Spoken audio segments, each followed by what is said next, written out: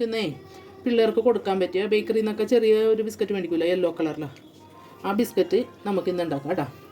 അപ്പോൾ അതിന് വേണ്ട സാധനങ്ങൾ: 2 മുട്ട, 1 കപ്പ് ഷുഗർ പൊടിച്ചത്, 1 കപ്പ് മൈദ, ബേക്കിംഗ് പൗഡർ 1/2 ടീസ്പൂൺ, ഒരു 1/2 teaspoon pineapple essence, 1/2 teaspoon vanilla essence, sunflower oil.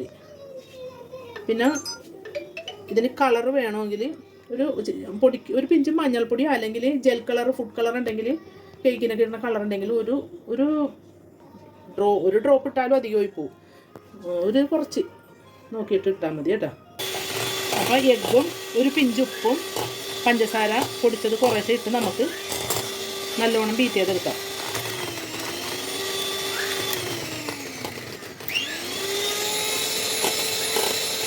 പഞ്ചസാര കുറേശ്ശെ ഇട്ട് കൊടുക്കണം. മുട്ട ബീറ്റ് ചെയ്തതിലേക്ക്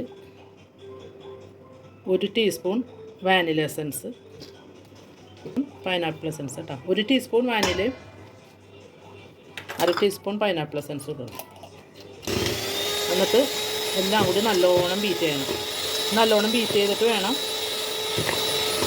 പൊടി ചേർക്കാനായിട്ട്.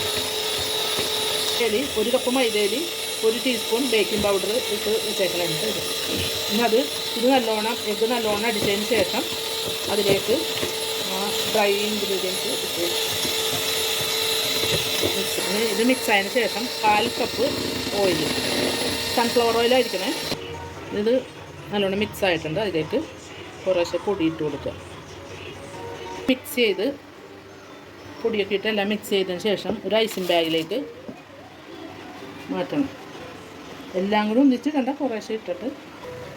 എന്നിട്ട് കേക്ക് ഉണ്ടാക്കുന്ന ട്രേയിൽ ഒരു ബട്ടർ പേപ്പർ ഇട്ടിട്ട് ഇങ്ങനെ ആക്കിയെടുക്കുക.